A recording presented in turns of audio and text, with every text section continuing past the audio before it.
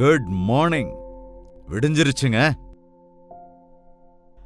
நடுராத்திரி வேளையில நம் தேசத்திற்கு 1947 ஆண்டில் ஆகஸ்ட் மாதம் 15ஆம் தேதி அன்று விடியற்காலை நேரத்தில் கவனிங்க, நம்முடைய தேசத்திற்கு சுதந்திரம் கிடைத்தது. இந்த சுதந்திர பாரத தேசத்திலே நாம் எல்லோரும் தேவனுடைய பிள்ளைகளாக ஆண்டவரை துதிக்கிறதற்கும் அவர் அருளி இருக்கிற இந்த நேரத்திற்காக நாம் ஸ்தோத்தரிக்கலாம். இந்த இண்டிபெண்டன்ஸ் டே சந்தர்ப்பத்தில் உண்மையான சுதந்திரர்களாய் ஆக்கக்கூடிய ஆண்டுடைய கிருபைக்காக வேண்டலாம். And by the way, happy Independence Day to everyone. ஒரு சிறிய ஜெபம். பிதாவே, எங்கள் தேசத்தை உயர்த்துங்க ராஜா. எங்கள் பாரத தேசத்தை ஆசீர்வதிங்க. பாரத நாட்டவராய் இந்த தேசத்தில் எங்களை பிறக்க வைத்தீர். எங்கள் பொறுப்புகளை நாங்கள் உணர்கிறதற்கும் எங்கள் தேசத்திற்கு ஆசீர்வாதகரமாய் இருக்கிறதற்கும் என் நாமம் தரிக்கப்பட்ட என் ஜனங்கள் தங்களை தாழ்த்தி ஜெபம் பண்ணி என் முகத்தை தேடி தங்கள் பொல்லாத வழிகளை விட்டு திரும்பினார். அப்பொழுது பரலோகத்தில் இருக்கிற நான் கேட்டு அவர்கள் பாவத்தை மன்னித்து அவர்கள் தேசத்துக்கு க்ஷேமத்தை கொடுப்பேன் என்றீர். உம் நாமம் தரிக்கப்பட்டிருக்கிற நாங்கள் எங்களை தாழ்த்தி எங்கள் தேசத்திற்காக விண்ணப்பம் பண்ண கிருபை அருள வேண்டும் என்று கிறிஸ்துவின் நாமத்தில் வேண்டிக் கொள்கிறோம் பிதாவே. ஆமென். தேவனுக்கு ஸ்தோத்திரம். எல்லா சந்தர்ப்பங்களிலேயும் நமக்கு தேவனுடைய வார்த்தைகள் பிரயோஜனகரமாக இருக்கின்றது. சுதந்திரம் என்றால் அது பிரிட்டிஷ்காரருடைய ஆளுகைக்கு உட்பட்டு கிடந்த பாரத தேசத்தவருக்கு சுதந்திரம் கிடைத்ததென்ற கொண்டாட்டம் அநேக போராட்டங்களுக்கு பிறகு, அநேகருடைய உயிர் தியாகங்களுக்கு பிறகு காந்திஜியை போன்று இன்னும் அநேகர் இந்த தேசத்தினுடைய பக்தர்கள் தங்கள் உயிருக்கு துணிந்து போராடி இந்த தேசத்திற்கு சுதந்திரத்தை பெற்றுக் கொடுத்தார்கள். அது தேவனுடைய கிருபை என்பதை நாம் உணர வேண்டும். நம்மில் அநேகர் இந்த உலகத்திலே வாழ்ந்து கொண்டிருக்கிற போது நாம் சுதந்திர பாரத தேசத்தில் இருக்கிறோம். இனி என்ன ஹல்லேலூயா இந்த இருக்கிறோமா? அதே வேளையில உண்மையான சுதந்திரம் எங்கிருக்கிறது? ஒரு தேசத்தாருடைய ஆளுகையிலிருந்து நமக்கு விடுதலை கிடைத்தது. நமக்கு நம்மீது விடுதலை இருக்கிறதா? நம்மை நாமே மேற்கொள்ளுகிறவர்களா இருக்கிறோமா? நாம் சுதந்திரர்களாக வாழ்ந்து கொண்டிருக்கிறோமா என்பதை நாம் கேட்டுக்கொள்ள வேண்டும். ஒவ்வொரு மனிதனும் தான் ஒரு நல்லவனாய் இருக்க வேண்டும் என்று, பிறருக்கு நன்மை செய்கிறவனாய் இருக்க வேண்டும் என்று, உண்மையான சந்தோஷத்தோடு இருக்க வேண்டும் என்று, வளர்ச்சி பெற வேண்டும் என்றுதான் ஆசைப்படுவான், இல்லையா? ஆனால் அது அவனால் முடிகிறதா? அது கேள்விதான். காரணம், நாம் சாத்தானுடைய பிடிக்குள்ளாக இருக்கிறோம். வெளியரங்கமான சுதந்திரம் நமக்கு கிடைத்துவிட்டது. ஆனால் அந்தரங்கத்திலே சுதந்திரம் வேண்டும் என்றால் நாம் ஆண்டவராகிய இயேசு கிறிஸ்துவின் சன்னதிக்கு வர வேண்டும். கவனிங்க, யோவான் எழுதின சுவிசேஷம் 8வது அதிகாரம் 31வது வசனத்தை வாசிக்கிறேன். யோவான் 8:31. இயேசு தம்மை விசுவாசித்த யூதர்களை நோக்கி, நீங்கள் என் உபதேசத்தில் நிலைத்திருந்தால் மெய்யாகவே என் சீஷராயிருப்பீர்கள், சத்தியத்தையும் அறிவீர்கள், சத்தியம் உங்களை விடுதலையாக்கும் என்றார். அவர்கள் அவருக்கு பிரதியுத்தரமாக, நாங்கள் ஆபிரகாமின் சந்ததியாராயிருக்கிறோம், நாங்கள் ஒரு காலம் ஒருவருக்கும் அடிமையாயிருக்கவில்லை, விடுதலை ஆவீர்கள் என்று நீர் எப்படி சொல்லுகிறீர் என்றார்கள். இயேசு அவர்களுக்கு பிரதியுத்தரமாக, பாவம் செய்கிற எவனும் பாவத்துக்கு அடிமையாயிருக்கிறான் என்று மெய்யாகவே மெய்யாகவே உங்களுக்கு சொல்லுகிறேன். பாவம் செய்கிறவன் எவனும் பாவத்துக்கு அடிமையாயிருக்கிறான். நாம் தேவனை துதிக்க வேண்டும். நம்முடைய பாரத தேசத்திற்காக, நம்முடைய பாரத தேசத்திலே இத்தனை விதமான பாஷைகள், இத்தனை விதமான கலாச்சாரங்கள், எத்தனை விதமான பண்பாடுகள், எத்தனை விதமாயிருக்கிற மனிதர்கள், டிஃப்ரெண்ட் கல்ச்சர்ஸோடு ஒரு மினி வேர்ல்டை போல நம்முடைய பாரத தேசம் இருக்கிறது. பாரத தேசத்தவர்களாக இருப்பதனால் நாம் தேவனை துதிப்போம். உலகத்திலேயே பெரிய ஜனநாயக நாடு என்ற பெருமையை கூட பெற்றிருக்கிறோம். பாரத தேசம் எவ்வளவோ விஷயங்களில் வளர்ச்சியை அடைந்திருக்கிறது என்று உலகமே அறிந்திருக்கிறது. எத்தனையோ விஷயங்களில் உலக நாடுகளோடு நாம் போட்டி போடுகிறோம் என்பதும் கூட. இந்த நிலைக்காக நாம் தேவனை துதிக்க வேண்டும். அதேவேளையில் ஒரு தனி நபராக உன்னுடைய வாழ்க்கையில் உனக்கு சுதந்திரம் இருக்கிறதா? பாவத்தை ஜெயிக்கக்கூடிய சக்தி இருக்கிறதா? நாம் எல்லோரும் மனிதர்களுக்கு அடிமைகள் அல்ல, ஆனால் ஒவ்வொரு நபரும் கூட பாவத்துக்கு அடிமையாக இருக்கிறோம். பாவத்தை செய்கிறவன் எவனும் பாவத்துக்கு அடிமையாக இருக்கிறான். சுதந்திர பாரத தேசத்திலே நமக்கு எவ்வளவோ சுதந்திரங்கள் இருக்கிறது. இந்த நாட்கள்ல எத்தனையோ விதத்திலே நாம் ஆசீர்வதிக்கப்பட்டிருக்கிறோம். அதற்காக ஆண்டவரை துதிக்க வேண்டும். நம்முடைய தலைவர்களுக்காக, நம்முடைய தேசத்தை ஆளுகிறவர்களுக்காக ஆண்டவரை துதிக்க வேண்டும். அவர்களுக்கு உன்னதமான சிந்தைகளை, எண்ணங்களை, சரியான தீர்மானங்களை எடுக்கிறதற்கு தேவனுடைய கிருபை அவர்கள் மீது இருக்கும்படியாக தேச தலைவர்களுக்காக, அதிகாரிகளுக்காக, ஆளுகிறவர்களுக்காக ஜெபிக்க வேண்டும் என்று ஆண்டவர் சொல்லுகிறாரே. குறிப்பாக இந்த சுதந்திர தின சந்தர்ப்பத்திலே நம்முடைய தேச பிரதம மந்திரிக்காக, பிரசிடென்ட்டுக்காக, முதன் மந்திரிகளுக்காக, இன்னும் அப்படியே சொல்லிக்கொண்டு போனால் பார்லிமெண்ட்ல இருக்கிற, ராஜ்யசபாவில் இருக்கிற, லோக்சபாவில் இருக்கிற உறுப்பினர்கள் எல்லோருக்காகவும், அரசாங்கத்தில் இருக்கிற எல்லோருக்காகவும், கலெக்டர்ஸுக்காக, போலீஸ் டிபார்ட்மெண்ட்டுக்காக, இன்னும் முக்கியமாக இந்த தேசத்தை காப்பாற்றுகிற ஆர்மிக்காக, நேவிக்காக, அதே போல ஏர்ஃபோர்ஸுக்காக நாம் ஜெபிக்க வேண்டிய கடமை உள்ளவர்கள். சுதந்திர பாரத தேசத்திற்காக நாம் ஜெபிக்க வேண்டும். சுதந்திரம் என்பது ஏதோ நம் இஷ்டம் போல வாழ்வது அல்ல. அநேக வேளைகளிலே சுதந்திரம் என்று சொல்லும் போது தம் இஷ்டத்திற்கு வாழலாம் என்று நினைக்கிறார்களே தவிர, உண்மையாகவே சுதந்திரம் என்பது ஒரு பொறுப்போடு கூடிய ஒன்று, அக்கவுண்டபிலிட்டியோடு இருக்க வேண்டியது என்பதை நினைவு கூற வேண்டும். கவனிங்க, ஒரு சந்தர்ப்பத்தில் ஒரு தடி எடுத்துக்கிட்டு ரோட்ல அப்படியே கரகரகரன்னு சுத்திக்கிட்டு, நம்முடைய தேசத்துக்கு சுதந்திரம் வந்துருச்சு, சுதந்திரம் கிடைச்சிருச்சு, எனக்கு சுதந்திரம் கிடைச்சிருச்சுன்னு அப்படி ஒருத்தர் அந்த தடியை வச்சுக்கிட்டு ரோட்ல அப்படி இப்படி சுத்திக்கிட்டு தெரிஞ்சுக்கிட்டே இருந்தாராம்.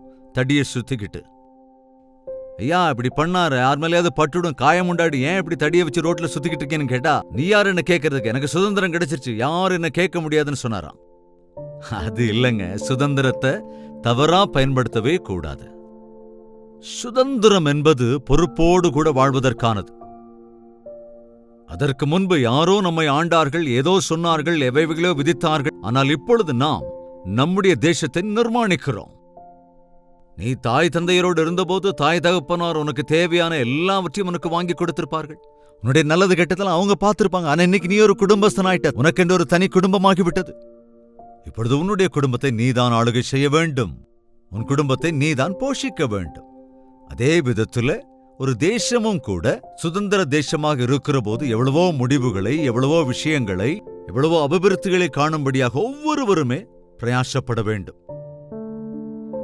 அதில் கூட நாம பார்க்கிறோம், அநேகர் என்று சுயநலவாதிகளாய் இருப்பதுனால, அவரவர் சுதந்திரத்தை, அவரவர் சுயநலத்தை எல்லாரும் பார்க்கறதுனால தேசம் வளர்ச்சி இல்லாமல் போவதை, அல்லது சிலருடைய கைகளிலே அகப்பட்டு கிடப்பதை, ஏமாற்றுவோர், லஞ்சம் வாங்குவோர், பொய் சொல்லுவோர் இருக்கிற போது தேசத்துக்கு எப்படி அபிவிருத்தி வரும்? பாவம் என்பது தேசத்துக்கு தீங்கைத்தான் கொண்டு வரும், கெட்டதை கொண்டு வந்துவிடும். நீதியோடு உத்தமத்தோடு இருக்கிற தேசங்கள், நம்பிக்கைக்குரிய வகையிலே இருக்கின்ற தேசங்கள், பொறுப்புள்ளவர்களாக ஒவ்வொரு குடிமகனும் உணர்கிற போது, ஒவ்வொரு அதிகாரியும் வேலை செய்கிற போது தேசம் அபிவிருத்தி அடைகிறது. அதற்குத்தான் நமக்கு தேவன் அவசியம். மனிதன் இயல்பாகவே சுயநலவாதிதான். மனிதன் சரீரத்தின் காரியங்களை குறித்து யோசிக்கிறவன், தன்னை குறித்துத்தான் யோசிக்கிறவன். அடுத்தவர்களுக்கு நன்மை செய்கிற விஷயத்துல கொஞ்சம் பின்னடைந்துதான் இருக்கிறோம். இது நமக்கு தெரிஞ்ச விஷயம் தானே. அதனால்தான் ஆண்டவர் சொல்லுகிறார், பாவம் செய்கிற எவனும் பாவத்துக்கு அடிமை என்று. பணத்தை நேசிக்கிறவன் அந்த பணத்துக்கு அடிமை. சிகரெட்டை விட முடியாமல் அதை குடிக்கிறவன் அந்த சிகரெட்டுக்கு அடிமை. சாராயத்தை, பிராண்டி, விஸ்கி அதை குடிச்சுக்கிட்டே இருக்கிறவன் அவன் அந்த பழக்கத்துக்கு அடிமையா இருக்கிறான். அப்படித்தானே? அதாவது சுதந்திர பாரத தேசத்துல இருந்தாலும் குடிய விட முடியல அப்படின்னு சொல்றவன் அந்த குடியோட கட்டுப்பாட்டுக்குள்ளதானே இருக்கிறான். அதே போலதான் இந்த உலகத்துல யார் எந்த கெட்ட பழக்கத்துக்கு அடிமையா இருக்கிறாங்களோ அவர்கள் அந்த கெட்ட பழக்கத்திற்கு அதிபதியா இருக்கிற சாத்தானாலே கட்டப்பட்டு கிடக்கிறவர்கள். சாத்தானுடைய கரத்துக்குள் ஒடுக்கப்பட்டிருக்கிறவர்களை விடுவிக்கத்தான் இயேசு கிறிஸ்து நம்மை சுதந்திரர்களாக ஆக்குவதற்கு நம்மை சாத்தானை எதிர்த்து நின்று ஜெய வாழ்க்கை வாழ்கிறவர்களை மாற்றவே இந்த உலகத்திற்கு வந்தார். சத்தியத்தை நீங்கள் அறிவீர்கள் என்றால் அந்த சத்தியம் உங்களை சுதந்திரர்கள் ஆக்கும் என்றால் நாம் எதை செய்தாலும் அதுல ஏமாந்து விடுகிறோம் அல்லது நஷ்டமடைந்து விடுகிறோம். இது தப்பு, இது சரி என்று தெரியாததால் தான் இன்னைக்கு அநேகர் ஏமாந்து கொண்டே இருக்கிறார்கள். சிலர் தங்களை தாங்களே வஞ்சித்துக் கொள்கிறார்கள். இயேசு கிறிஸ்து சொன்னார், நானே வழியும் நானே சத்தியமும் நானே ஜீவனுமாய் இருக்கிறேன் என்று. அந்த தேவன் நமக்கு விடுதலை தந்தால் நாம் உண்மையான சுதந்திரவாளிகள். சாத்தானுடைய பிடியிலிருந்து நமக்கு சுதந்திரம், நம்முடைய கெட்ட பழக்க வழக்கங்களிலிருந்து நமக்கு சுதந்திரம். நாம் இந்த உலகத்தினுடைய சட்டங்கள் விதிகள் அவைகளை குறித்து நாம் அக்கறை உள்ளவர்களாக இருந்தாலும் நியாயம் செய்கிறவர்களாக, நன்மை செய்கிறவர்களாக, உபகாரம் செய்கிறவர்களாக, அன்பு காட்டுகிறவர்களாக, மன்னிக்கிறவர்களாக, நேசிக்கிறவர்களாக, விஷால இருதயத்தோடு கூட எல்லோரையும் ஏற்றுக்கொள்ளுகிறவர்களாக இருக்கிறோம் என்றால் ஆண்டவர் நம்மை நம்முடைய கட்டுக்களிலிருந்து, பழைய பாவ சுபாவத்திலிருந்து நம்மை விடுவிக்கும் போது, குமாரனிடத்திலே அதாவது இயேசு கிறிஸ்துவனிடத்திலே விசுவாசம் வைக்கும்போது நமக்கு விடுதலை. மனித இனம் முழுவதும், நம்முடைய பாரத தேசத்தில் மாத்திரமல்ல, இந்த உலக நாடுகளிலே இருக்கிற எல்லா மனிதர்களும் இந்த உலகத்தின் அதிபதியான பிசாசானவன் கைகளிலே ஒடுக்கப்படுகிறார்கள். பகைகள், பழிவாங்குதல், சுயநலம் என்று இன்னும் குற்றங்கள், போராட்டங்கள், தங்களை தாங்களே அழித்துக் கொள்ளக்கூடிய அணுகுண்டுகளே உருவாக்கிக் கொண்டு, மிசைல்ஸ் எல்லாம் உருவாக்கி தேசத்துக்கு எதிராக தேசங்கள் எதிர்த்து நிற்கிற காரியம், அடுத்த தேசத்தை ஆக்கிரமிக்க வேண்டும் என்கிற ஆசைகள் இந்த நாளிலும் கூட இருக்கிறதை நாம் அன்றாடம் பார்க்கிறோம் அல்லவா? என்னிடம் இது இருக்கிறது, எனக்கு போதும், என்னிடம் இது இருக்கிறது, நீ எடுத்துக்கொள் என்கிற காரியத்தை எங்கே பார்க்கிறோமா? என்னிடம் 2 இருக்கிறது, 1 உனக்கு என்கிற வார்த்தையை கேட்கிறோமா? உன்னை ஒருவன் ஒரு கணத்தில் அறிந்தால் மறு கணத்தையும் அவனுக்கு காட்டு என்கிற ஆண்டவருடைய வார்த்தையை நினைவு கூறாமல், அடிக்கு அடி, பல்லுக்கு பல், கண்ணுக்கு கண்கிற ரீதியில பகையை வளர்த்துக் கொள்வது, பகைமையோடு கூட இருப்பது நம்மை அவ்வப்பொழுது சாத்தானுடைய கட்டுக்குள், வலைக்குள் கொண்டு போய் விடுகிறதே தவிர நமக்கு விடுதலையை, சுதந்திரத்தை, நல்ல ஐக்கியத்தை, அன்பை உருவாக்குகிறதில்லை அல்லவா? இயேசு கிறிஸ்து நம்மை பாவத்தின் கட்டுக்களிலிருந்து விடுவிப்பதற்காக தம்முடைய ஜீவனையே அர்ப்பணித்தார். நீங்கள் இயேசுவை நம்புகிறீர்கள் என்றால், உங்கள் பாவங்கள் மன்னிக்கப்பட்டிருக்கிறது என்றால் நீங்கள் சுதந்திரர்கள், நீங்கள் விடுவிக்கப்பட்டவர்கள். அதற்காக ஆண்டவரை துதியுங்கள். அதே சமயத்தில் கலாத்தியருக்கு எழுதின நிருபம் 1வது வசனத்தில், அதாவது 5ஆம் அதிகாரம், கலாத்தியருக்கு எழுதின நிருபம் 5ஆம் அதிகாரம் 1வது வசனம், கிறிஸ்து நமக்கு சுயாதீன நிலைமையை உண்டாக்கியிருக்கிறார். கிறிஸ்து நமக்கு உண்டாக்கின சுயாதீன நிலைமையிலே நிலை கொண்டிருங்கள். அதே நேரம் மறுபடியும் அடிமைத்தனத்தின் நுகத்திற்கு உட்படாதிருங்கள். கிறிஸ்து நமக்கு சுதந்திரத்தை அருளியிருக்கிறார். அதனால் மறுபடியும் நீங்கள் அடிமை என்கிற நுகத்துக்கு உட்படாதிருங்கள். எஸ், நாட்களிலே நாம் தேவனுடைய கிருபையினாலே சுதந்திரர்களாயிருக்கிறோம். சுதந்திர பாரத தேசத்தில் இருக்கிறோம். மறுபடியும் நாம் சிக்கிக்கொள்ளாதபடி இன்று கடன்கள், தேசத்திற்கு தேசம் கடன் அதிகமாகி கொண்டே இருக்கிறதுனால சில தேசங்கள் இந்த கடன்களினாலே விலை போகிறது என்பது கூட நாம் கவனிக்கிறோம். ஒரு தேசத்தை பிற தேசத்தார் வந்து ஆக்கிரமிப்பதற்கு கூட அது காரணமாகிறது. அநேக நிலைமைகளில் பார்க்கும்போது இன்று மறுபடியும் அடிமை என்கிற நுகம் அதிகரிக்கிறதை நாம் பார்க்கிறோம். அப்படி இல்லாமல் ஆண்டவர் நம்மை விடுவித்ததற்கு பிறகு பாவத்திற்குள் மீண்டும் செல்லாதபடி, என்னிடத்திலே வாருங்கள், என் நுகத்தை சுமக்கிறதற்கு கற்றுக்கொள்ளுங்கள் என்று சொன்ன தேவனுடைய வார்த்தைகளை கேட்டு அவருடைய அடிச்சுவடுகளை பின்பற்றி நடப்போம். நாம் தேவனுடைய சித்தத்தின்படி செய்வதற்கு ஆயத்தப்படுவது, நாம் தேவனுடைய வார்த்தையின் அடிப்படையில் நடப்பதை கற்றுக்கொள்ளும் போது, கிறிஸ்துவுக்குள் விசுவாசிக்கிற போது அடிமைத்தனத்தில் விடாதபடி அவருடைய ராஜ்யத்தின் வாரிசுகளாயாவதற்கு ஆண்டவரே நமக்கு உதவி செய்வார். இந்த இண்டிபெண்டன்ட் டே சந்தர்ப்பத்திலே ஆண்டவரை நாம் எல்லோரும் துதிக்கலாம்.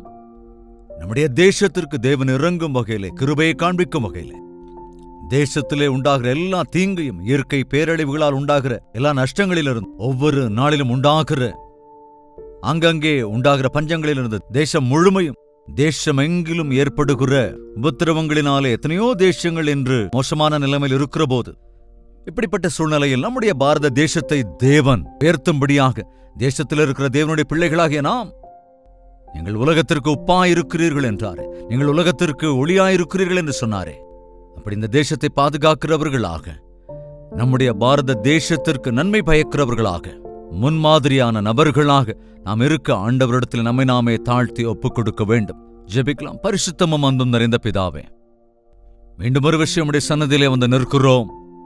சுதந்திர பாரத தேசம் முன்னேறிக் கொண்டிருக்கையில் அநேகர் இன்றைக்கு அநேக போராட்டங்கள் மத்தியிலே, பிரயாசங்களுக்கு மத்தியிலே, ஆளுகைக்கு உட்பட்ட வகையிலே இந்த தேசம் முன்னேறிக்கொண்டு, இந்த தேசம் வளர்ச்சி அடைந்து விஸ்தரித்துக் கொண்டிருக்கையில் நீதி நியாயங்கள் இன்னும் அதிகரிப்பதற்கு, தீங்கு நஷ்டங்கள் எல்லாம் குறைவதற்கு, அநியாயம் முடிவுக்கு வருவதற்கு, அக்கிரமங்கள் முடிவு பெறுவதற்கு, அன்பில்லாம எல்லாம் காணாமல் போவதற்கு, அன்பு, மன்னிப்பு, தயவு, கருணை, பிறரிடத்தில் அன்பு கூறுகிற கிறிஸ்து இயேசுவின் கிருபை உடையவர்களாக நாங்கள் வாழ்வதற்கும், எங்கள் தேசத்தை உம்முடைய சன்னதிக்கு, உம்முடைய பாதத்தின் அண்டையிலே, உம்முடைய மார்க்கத்திலே வழிநடத்துவதற்கு எங்களுக்கு கிருபை அருள வேண்டும் என்றும், நாங்கள் மறுபடியும் பாவத்தின் அடிமையாக நுகத்தை சுமக்காமல் கிறிஸ்துவே நீர் அருளின சுதந்திரத்திற்காக உம்மிடத்திலே சந்தோஷப்பட்டு பாவத்தின் வழிக்கு திரும்பச் சென்று விடாமல் மக்கள் நிலைத்திருக்க கிருபை அருள வேண்டும் என்றும் கிறிஸ்துவின் நாமத்தில் வேண்டிக் கொள்கிறோம் பிதாவே. ஆமென். நம்முடைய கர்த்தராகிய இயேசு கிறிஸ்துவினுடைய கிருபையும், பிதாவாகிய தேவனுடைய அன்பும், பரிசுத்த ஆவியினுடைய அந்யோன்ய ஐக்கியமும், சந்தோஷமும், சமாதானமும் நம் அனைவரோடும் என்றும் என்றும் சதா காலங்களிலும் தங்கி தரித்திருப்பதாக. ஆமென். தேவனுக்கு ஸ்தோத்திரம். Happy independence day. ஆண்டவரை துதியுங்கள். தேசத்திற்காக இன்று பிரத்யேகமாக ஜெபியுங்கள். தேவனுக்கு சித்தமான நாளை இதே நேரத்தில், இதே அனுதின தியானத்தில் நாம் சந்திக்கலாம். அதுவரைக்கும் தேவாதி தேவனுடைய மகா கிருபை உங்களுக்கு துணையாயிருப்பதாக.